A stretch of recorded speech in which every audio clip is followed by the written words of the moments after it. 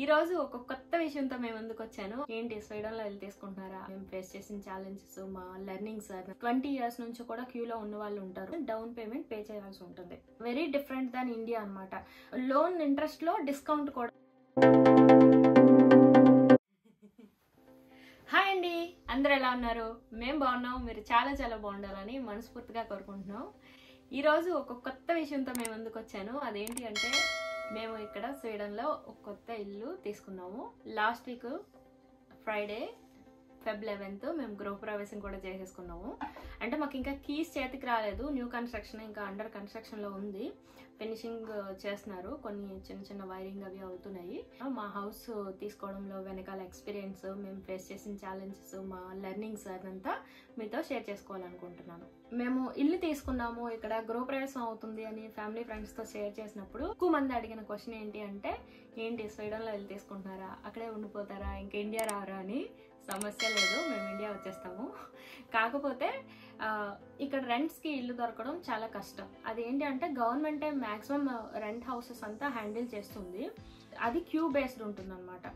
ఇక్కడ 15 years 20 years నుంచి కూడా క్యూలో ఉన్న వాళ్ళు ఉంటారు. అంటే ఇక్కడ పుట్టి పెరిగి ఎక్కువ ఇయర్స్ ఉన్న వాళ్ళకి ఎక్కువ ఛాన్సెస్ ఉంటాయి. రీసెంట్గా మనలాగా వచ్చిన వాళ్ళకి కొంచెం కష్టం అవుతుంది ఇల్లు.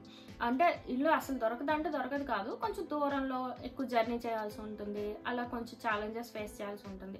అది కాకుండా ఇండివిజువల్ ఓనర్స్ కూడా ఉంటారు, హౌస్ రెంట్కి ఇచ్చే వాళ్ళు. వాళ్ళు ఏంటంటే, ఇప్పుడు ఒక ఇల్లు తీసుకున్న వాళ్ళు సెకండ్ హౌస్ తీసుకోవడం కుదరదు అనమాట. ఒకరి పేరు మీద ఒక ఇల్లే ఉండాలి స్వీడన్లో. సో ఇప్పుడు ఇంకో ఇల్లు తీసుకోవడం కుదరదు అంటే, నేను నా ఇల్లు వదిలేసుకొని నేను రెంట్కి ఇచ్చుకోలేను కదా. అలా రెంట్కి ఇచ్చే వాళ్ళు ఎవరు ఉంటారు? వేరే రీజన్స్ వల్ల వేరే సిటీస్ మూవ్ అయ్యే వాళ్ళు, లేదంటే ఇంట్లో చిన్న పార్ట్ ఏదైనా రెంట్కి ఇచ్చుకునే వాళ్ళు, అలా అంటే వేరే కంట్రీలో సెటిల్ అయిపోయి ఇక్కడ ఇంటిని అలా మెయింటైన్ చేస్తున్న వాళ్ళు, అలా కొంచెం తక్కువ మంది ఉంటారు. కాబట్టి మనకి వెరీ ఎక్స్పెన్సివ్ ఉంటాయి ఇలా వీళ్ళ ప్రైవేట్ ఓనర్స్ దగ్గర రెంట్స్ తీసుకుంటే. గవర్నమెంట్ దగ్గర రెంట్ తీసుకుంటే బాగానే ఉంటుంది రెంట్ రేట్ అది. కాకపోతే కొంచెం చెప్పాను కదా, క్యూలో ఉండడం వల్ల అదంతా ప్రాబ్లం అవుతుంది అనమాట. ఇల్లు తీసుకున్నంత మాత్రాన ఉండిపోయేంత ఏం లేదు. ఎప్పుడు కావాలంటే అప్పుడు అమ్మేసుకోవచ్చు. ఇక్కడ ఒక బెనిఫిట్ కూడా ఉంది.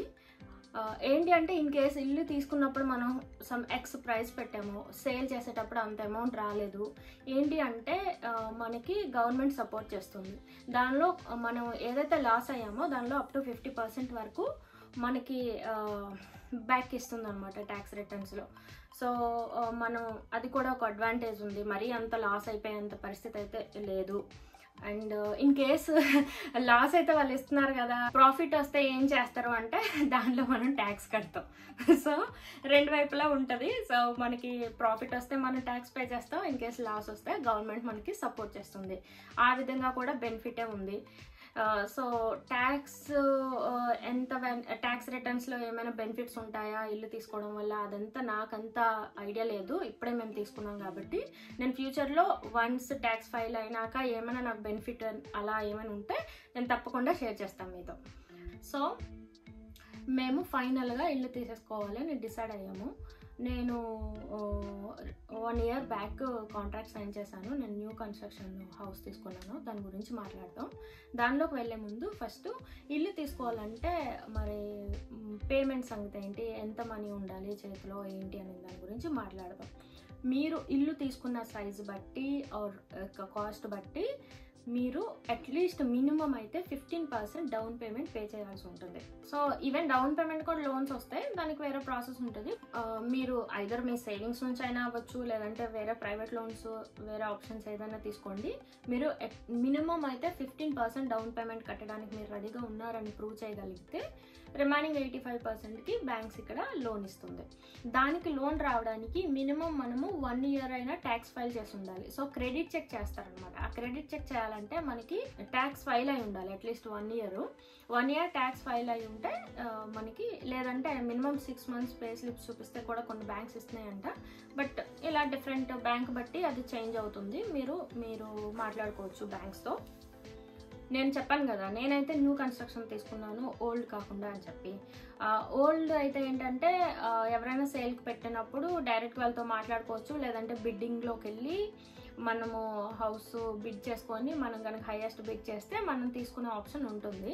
దానికి ఏంటంటే మ్యాక్సిమం 3 to 4 monthsలో మనం మొత్తం మనీ పే చేయాల్సి ఉంటుంది అనమాట.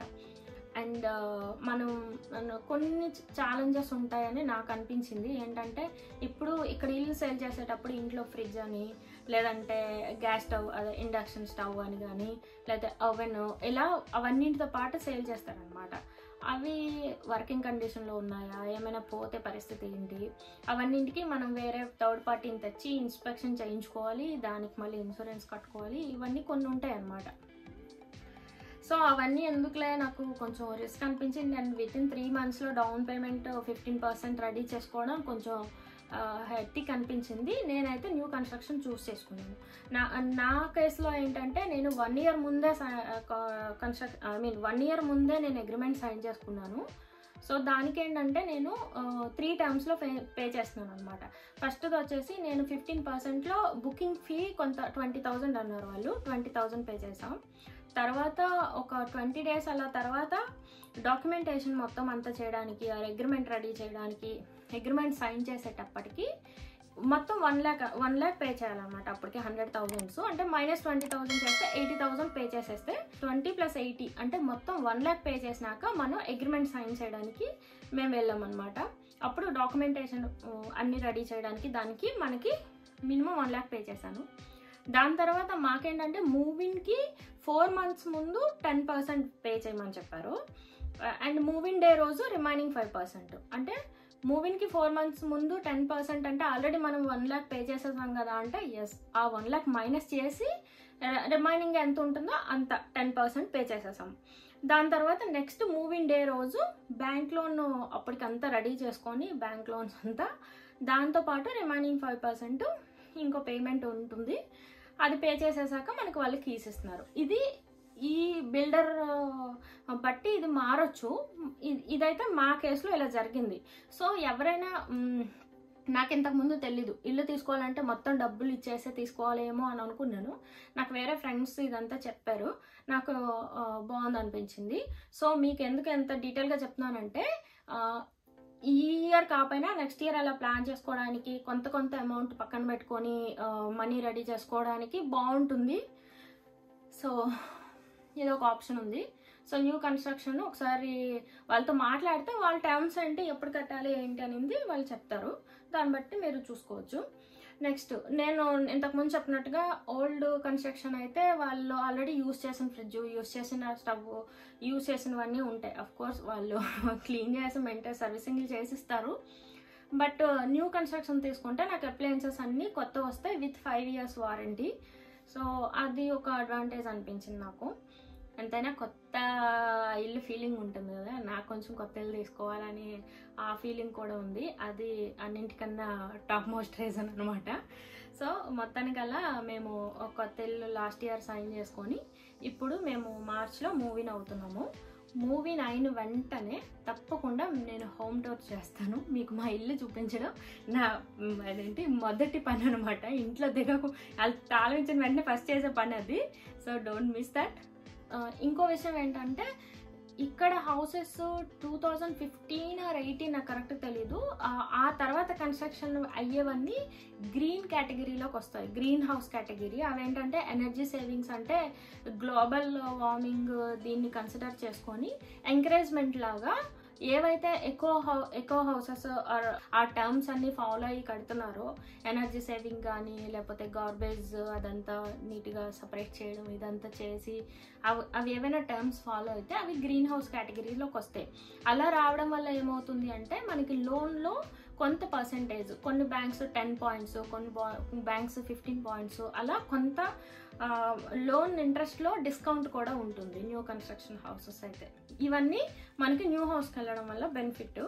లోన్స్ నేనైతే ప్రాసెస్ చేస్తున్నప్పుడు కొంత ఎక్స్పీరియన్స్ చేశాను. వెరీ డిఫరెంట్ దాన్ ఇండియా అనమాట. అదేంటి అంటే ఫస్ట్ మనం ఇల్లు ఎప్పుడైతే నేను బుకింగ్ చేసుకున్నానో అప్పుడే నేను లోన్ ప్రామిస్ తెచ్చుకున్నాను అనమాట. అప్పుడు లోన్ ప్రామిస్ వాళ్ళకి చూపిస్తేనే మనం అగ్రిమెంట్ సైన్ చేయడం వరకు వెళ్తాం, లేదు అంటే ఇంకా అవ్వదు. సో లోన్ ప్రామిస్ అప్పుడు తీసుకుంటే ఆ 1 year లోన్ ప్రామిస్ ఇప్పటి వరకు పనిచేస్తుందంటే అలా పనిచేయదు, బస్ జస్ట్ సెక్యూరిటీ. బ్యాంక్ నుంచి మనకి పర్మిషన్ లాగా, ఎస్ మేము మీకు లోన్ ఇస్తాము, నువ్వు ఎలిజిబుల్ ఉన్నావు, మా బ్యాంక్లో మీకు ఆఫర్ ఇవ్వగలము అన్నట్టు వాళ్ళు ఒక ప్రామిస్ లెటర్ అన్నమాట. దానికి కూడా మనం చెప్పినవన్నీ మనం ఏదైతే ఫిల్ చేస్తామో డేటా లోన్ ప్రామిస్ అప్లై చేసేటప్పుడు అదంతా యాజ్ ఇట్ ఈజ్ కరెక్ట్గా ఉంటేనే వాళ్ళు ఇచ్చిన ప్రామిస్ వ్యాలిడ్ అవుతుంది. అది different thing. But loan promise తీసుకుంటాం. సో మళ్ళీ ఏంటి, నాకు ఇప్పుడు 1 year కదా, నాకు loan promise maximum 3 months or 6 months ఉంటుంది బ్యాంక్ బట్టి. ఇప్పుడు ఏంటంటే మళ్ళీ నేను మూవింగ్ డేట్ వచ్చిన తర్వాత, అంటే నాకు ఈ డేట్కి మూవింగ్ వస్తుంది అని చెప్పి నాకు 4 months ముందు నాకు వాళ్ళు డేట్ ఇచ్చేసారు, నీకు ఈ డేట్కి కీస్ ఇస్తామని చెప్పి. అప్పుడు నేను మళ్ళీ బ్యాంక్ వాళ్ళతో ఫాలో అప్ చేసుకొని నాకు ఇచ్చిన లోన్ ప్రామిస్ మళ్ళీ వాళ్ళతో మళ్ళీ రెన్యువల్ చేయించుకొని కొత్త లోన్ ప్రామిస్ అప్లై చేసుకొని ఆ ప్రాసెస్ అంతా స్టార్ట్ చేశాను. సో ఇక్కడ ఎక్స్పీరియన్సెస్ ఏంటి అంటే, లోన్ ప్రామిస్ అప్లై చేసినంత మాత్రాన మనం లోన్ అప్లై చేసినట్టు కాదు. లోన్ ప్రామిస్ అప్లై చేస్తే లోన్ ప్రామిస్ వస్తుంది అంతే. లోన్ ప్రాసెస్ స్టార్ట్ చేయడానికి లోన్ అప్లికేషన్ ఫిల్ చేసి సబ్మిట్ చేయాల్సి ఉంటుంది. సో అది first thing. And then loans మనకి డిఫరెంట్ ఇంట్రెస్ట్ రేట్స్ ఉంటాయి అన్నమాట. ఫిక్స్డ్ కావాలా, ఫ్లోటింగ్ కావాలా? ఫిక్స్డ్ అంటే ఏంటి అంటే, మనం 1 year or 2 years or 3 years, I think maximum 3 years వరకు మనం ఫిక్స్డ్ తీసుకోవచ్చు.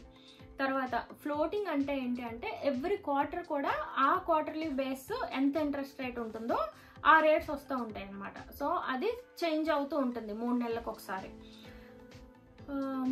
నెక్స్ట్, సో ఫిక్స్డా ఫ్లోటింగా అది ఎలా డిసైడ్ అవుతామంటే, అది మన పర్సనల్ చాయిస్. మనం కొంచెం రిస్క్ తీసుకుందాం, మేబీ తగ్గుతుంది, ఎందుకులే ఒకసారి లాక్ పెట్టుకోవడం అనుకుంటే ఫ్లోటింగ్కి వెళ్ళొచ్చు. లేదు 1 year లాక్ చేసుకోవచ్చు, లేదంటే 2 years లాక్ చేసుకోవచ్చు, 3 years లాక్ చేసుకోవచ్చు. అదంతా మన mind game or number game, అది ఎవరు డెసిషన్ వాళ్ళది.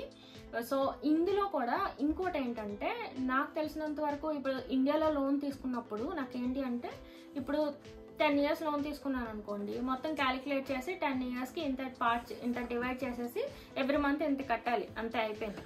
కానీ ఇక్కడ అలా కాదు. ఎన్ని రోజులైతే లాక్ పెట్టుకుంటామో అన్ని రోజులు అయిపోయినాక మళ్ళీ మనం బ్యాంక్తో మాట్లాడుకుంటాం. అప్పుడు మళ్ళీ కొత్త ఇంట్రెస్ట్ రేట్ డిసైడ్ అవుతుంది. దాన్ని బట్టి మనం ఎంత లోన్ పే చేస్తామనేది చేంజ్ అవుతూ ఉంటుంది. అండ్ ఇప్పుడు నేను ఒక 25 lakhs లోన్ తీసుకున్నాను అనుకోండి, 25 lakhs మొత్తంకి ఒకటే లోన్ ఇంట్రెస్ట్ రేట్ ఉండాలి అలా కూడా ఏం లేదు. దాన్ని కూడా మనం డిఫరెంట్ పార్ట్స్ చేసుకోవచ్చు. అంటే 3 parts, 2 parts, ఈక్వల్ పార్ట్స్ 2 చేసుకోవచ్చు. లేదంటే 25లో 10, 5 ఒకటి చేసుకోవచ్చు. అలా చేసుకోవచ్చు. సో ఇప్పుడు ఏంటంటే ఒక 10 lakhsకి ఏమో నేను 1 year లాక్ చేసుకుంటాను, ఇంకో 10 lakhsకి 2 years లాక్ చేసుకుంటాను, ఇంకో 5 lakhsకి ఫ్లోటింగ్ పెట్టుకుంటాను. ఇలా కూడా మనం స్ప్లిట్ చేసుకోవచ్చు. అది మళ్ళీ మనం నెక్స్ట్ 2 years తర్వాత ఏవైతే అన్నీ ఫ్రీ అయిపోతాయి, అంటే అన్ని లాక్ పీరియడ్ బయటకు వచ్చేస్తుందో అప్పుడు మళ్ళీ బ్యాంక్తో డిస్కస్ చేసుకొని మళ్ళీ రీస్ప్లిట్ చేసుకోవచ్చు. అంటే నాకు ఇప్పుడు 3 వద్దు, 2 parts చేసుకుంటాను, ఇలా మనం డిసైడ్ చేసుకోవచ్చు అనమాట. అదంతా నాకైతే న్యూ లెర్నింగ్. ఇక్కడ ఇంతకు ముందు నాకు ఈ డీటెయిల్స్ తెలియవు. ఇంకోటి ఏంటి అంటే, ఇప్పుడు మనం బ్యాంక్కి లోన్ తీసుకున్నాక ఎవ్రీ మంత్ ఈఎంఐ పే చేస్తాం కదా, అందులో మనకి కొంత ప్రిన్సిపల్ అమౌంట్ ఉంటుంది, కొంత ఇంట్రెస్ట్ ఉంటుంది. ఆ ప్రిన్సిపల్ అమౌంట్ అంటే అది కూడా అమౌంటైజేషన్ కూడా దేనికి పే చేయాలి అంటే 3 parts చేసుకున్నాం అనుకోండి, అందులో ఏ పార్ట్కి మొత్తము వేసుకోవాలనుకుంటున్నారా, లేకపోతే అది కూడా స్ప్లిట్ చేసి 3ంటికి వేద్దాం అనుకుంటున్నారా, అలా కూడా మనం చేసుకోవచ్చంట. అవన్నీ నేను కొత్తగా నేర్చుకున్నాను. వీడియోలో ఎన్నో కొన్ని కొత్త విషయాలు నేర్చుకున్నారు అనుకుంటూ ఈ వీడియోతో ఇక్కడికి ఆపేద్దాం. సో ఇంకా నేను ఏమైనా మిస్ చేసి ఉంటే, ఏమైనా డీటెయిల్స్ కనుక మీకు పర్సనల్గా కావాల్సి ఉంటే నాకు ఇన్స్టాగ్రామ్లో కానీ కింద కమెంట్స్లో కానీ మీరు కమెంట్ చేస్తే నేను తప్పకుండా ఆన్సర్ చేస్తాను. Let's catch up in next video. Thank you so much for watching.